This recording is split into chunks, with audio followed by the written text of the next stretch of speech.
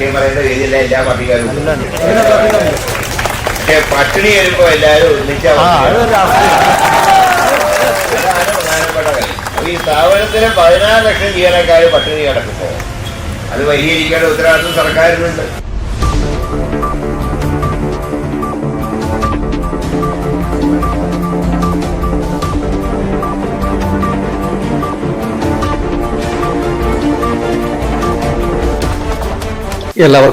तिरुवनंतपुरम में save high rich forum की ओर से सचिवालय के सामने एक धरना आयोजित किया गया।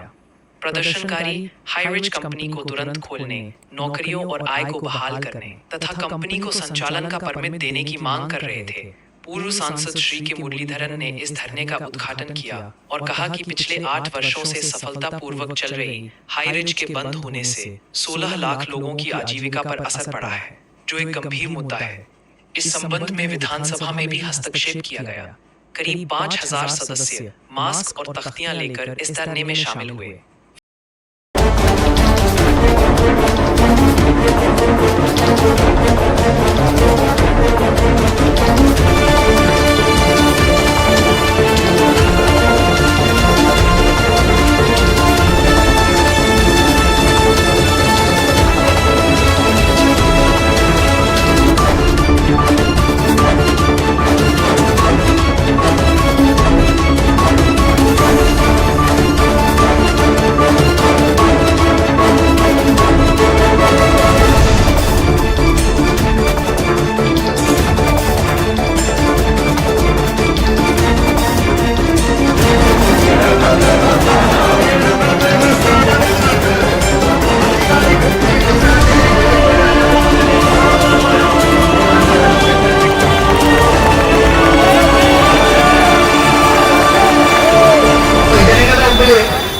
നമ്മുടെ കമ്പനിയെ പറ്റിച്ചിട്ടില്ല, നമുക്ക് ഈ പ്രസ്ഥാനം തിരിച്ചു തരണം എന്ന് നമ്മൾ സെക്രട്ടേറിയറ്റ് നടയിൽ ഈ അധികാരിയുടെ മുമ്പിൽ സമർപ്പിക്കാൻ വേണ്ടിയിട്ട് അവരെ ഒന്ന് ഉണർത്താൻ വേണ്ടിയിട്ട് നമ്മൾ കാസർഗോഡ് കൂടെ തിരുവനന്തപുരം വന്ന എല്ലാ ജനങ്ങൾക്കും ആദ്യമേ ഞാൻ അവർക്ക് വേണ്ടി സ്വാഗതം ചെയ്യുകയാണ്.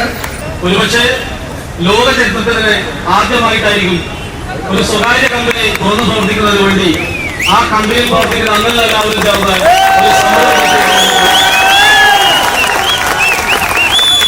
ഒരു മണിച്ചെന്ന് ചോദിച്ചാൽ അതിന് ഉത്തരം പറയാൻ കഴിയാത്ത ഗതികെട്ട ആളുകളാണ് കമ്പനിയെ കുറിച്ച് മോശം പരാമർശങ്ങൾ നടത്തുന്നത്. എന്താണ് ഹൈറിച്ച് വിഭാവനം ചെയ്ത ബിസിനസ് സമ്പ്രദായം എന്താണ്?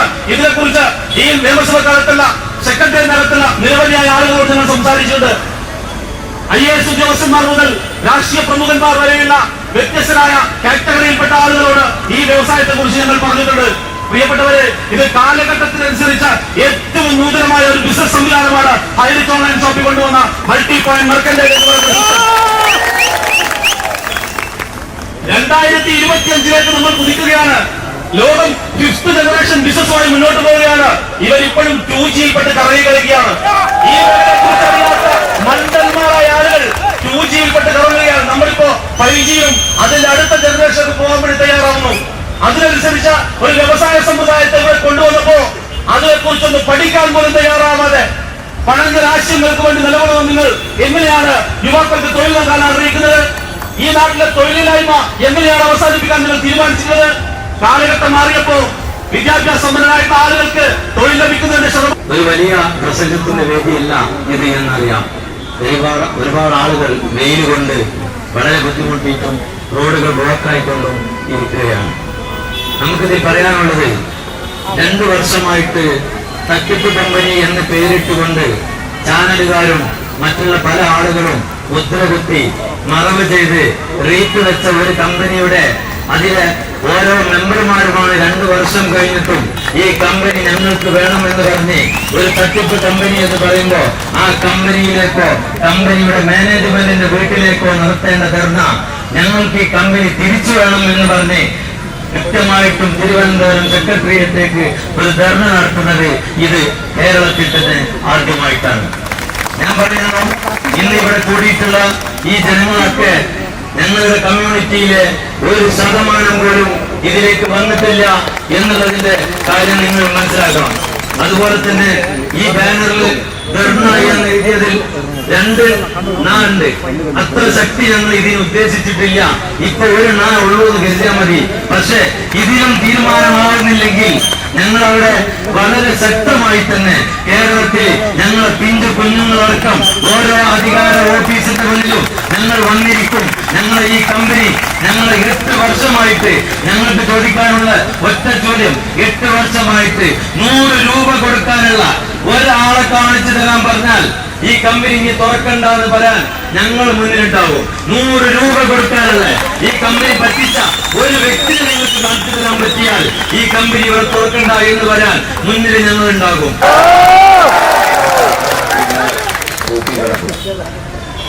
ഇതിന്റെ പേരിലുള്ള കേസുകൾ പലതും നമുക്കറിയാം. ഒരു സിവിൽ കേസ് ആകുമ്പോൾ അത്ര പെട്ടെന്നൊന്നും തീരില്ല, കാരണം വളരെയധികം നീണ്ടുപോകും സിവിൽ കേസ്. സർക്കാരിന് വരട്ടെ ഇത് സെറ്റിൽ ചെയ്യാനോ ഇവിടുത്തെ ജീവനക്കാരെ സംരക്ഷിക്കാനോ ബന്ധപ്പെട്ടവർ ശ്രമിക്കുന്നില്ല എന്നുള്ളതാണ് ഏറ്റവും ദുഃഖകരമായിട്ടുള്ളത്. സംസ്ഥാന സർക്കാർ ഇക്കാര്യത്തിൽ അടിയന്തരമായി ഇടപെട്ട് ഈ പ്രശ്നത്തിന് പരിഹാരം ഉണ്ടാക്കും. ഇത്രയും ലക്ഷങ്ങൾ ഇപ്പൊ നമുക്കറിയാം, കേരളത്തില് തൊഴിലില്ലായ്മ പരിഹരിക്കാനുള്ള സ്റ്റാർട്ടപ്പുകൾ തുറന്നുവെന്ന് പറയുന്ന ഒരു കാലത്താണ് തുടങ്ങിയ സ്ഥാപനം അടച്ചുപൂട്ടുന്നൊരു സാഹചര്യം. ഇത്രയും ലക്ഷം ആളുകൾ ഇതിന്റെ ജോലിയെടുക്കും. 16 ലക്ഷം ആളുകളാണ് തൊഴിലെതിരായിട്ട്. അതായത് തൊഴിലില്ലാത്തവർക്ക് തൊഴിൽ കൊടുക്കുന്ന സ്റ്റാർട്ടപ്പ് നടത്തുന്ന സമയത്ത് 16 ലക്ഷം ആളുകൾ ഈ തൊഴിലെടുത്തിരുന്നാൽ തൊഴിലാളാവുക. അപ്പൊ ഇക്കാര്യത്തില് സർക്കാർ പ്രത്യേക താല്പര്യം എടുക്കണ്ടേ?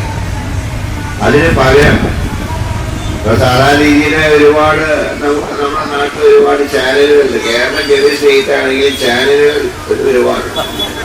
അവർക്ക് ഞങ്ങൾക്കൊക്കെ വാർത്ത കിട്ടാതാവുമ്പോ ഏതെങ്കിലും സ്ഥാപനത്തിലെ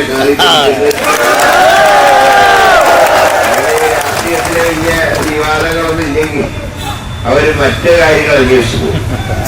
അങ്ങനെ കുറെ വാർത്തകളും ഒക്കെ വന്നത് നമുക്കത് ഈ രംഗത്ത് മത്സരം ഉണ്ടല്ലോ. എല്ലാ രംഗത്തും മത്സരത്തിന്റെ കൂട്ടത്തിൽ ഈ മേഖലയിൽ മത്സരമുണ്ട്. അപ്പൊ ഒരു സ്ഥാപനം മറ്റു സ്ഥാപനത്തിനെ തിരിച്ചു കടത്താൻ ശ്രമിച്ചതിന്റെ ഭാഗമായി തന്നെയാണ് ഈ സ്ഥാപനത്തിന്റെ മേലെ ഇങ്ങനെ ഒരു എന്താ പറയുക നാളെ വർഷം ഇങ്ങനെ ഒരു പിടികാരം വന്നുകയാണ്. പക്ഷേ അത് ഇത്രയും ജീവനക്കാരെ നമുക്ക് വിധി കൊടുക്കണം. അപ്പൊ അതങ്ങനെ ഈ സ്ഥാപനത്തിൽ എത്ര പേര് ആത്മഹത്യ ചെയ്തുള്ളതിന്റെ കണക്കുകൾ എടുത്താൽ അറിയാം ഇതിന്റെ ഒരു ഭീകരമായുള്ള അന്തരീക്ഷം.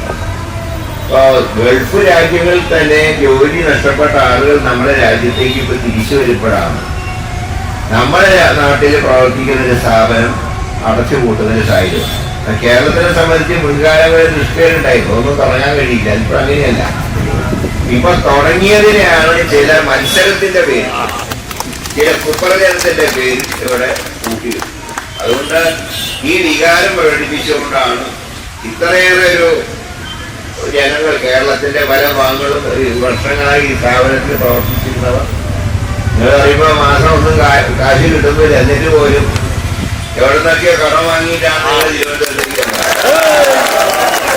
ഇപ്പോ നീണ്ട കൂലിയാണെങ്കിൽ വസൂലി നല്ല കൂടുതലുള്ള ഒരു കാലഘട്ടം. അപ്പൊ ആ സമയത്താണ് ഇല്ലാത്ത കാശ് കടം വാങ്ങിയിട്ടൊക്കെ ആയിരിക്കാം നിങ്ങൾ ചിലപ്പോ വന്നത്. അതുകൊണ്ട് ഗവൺമെന്റ് ഇക്കാര്യത്തിൽ വളരെ കാര്യക്ഷമമായി പ്രവർത്തിച്ചില്ലെങ്കിൽ ഇപ്പൊ തന്നെ അയ്യപ്പന്റെ കോപം കിട്ടുന്നുണ്ട്.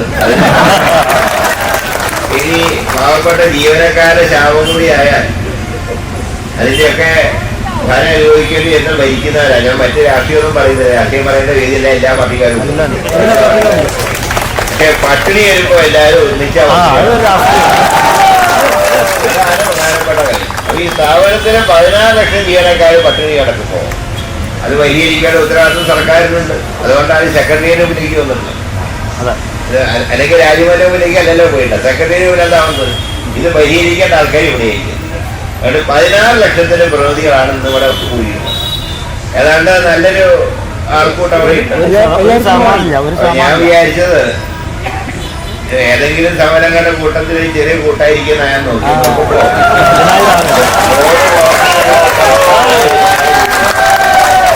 ഞാൻ കൂടുതലൊന്നും പറയുന്നില്ല. നിങ്ങളോടൊപ്പം നിങ്ങളുടെ കാര്യങ്ങൾ നിയമസഭയിൽ ഉന്നയിക്കാൻ MLA-മാരോട് ഞങ്ങൾ സൂചിപ്പിച്ചിട്ടുണ്ട്, കാര്യങ്ങൾ പറഞ്ഞിട്ടുണ്ട്. പറയുമ്പോൾ ഏതാണ്ട് സർക്കാരിന്റെ നിലപാടെന്താണെന്ന് അറിയാലോ. അതുകൊണ്ട് ഇക്കാര്യത്തിൽ ഇതിനെ തുടർന്ന് സർക്കാരിന്റെ മറുപടി എന്താണെന്ന് അറിഞ്ഞതിന് ശേഷം നമുക്ക് തുടർ കാര്യങ്ങളെ കുറിച്ച് ആലോചിക്കാമെന്ന് നിങ്ങളുടെ ഈ സമരത്തിന് എല്ലാ വിധത്തിലുള്ള വിജയാശംസകൾ നേർന്നുകൊണ്ട് ഇന്നത്തെ ഈ സമരം ഔപചാരികമായിട്ട് ഉദ്ഘാടനം ചെയ്യുന്നു.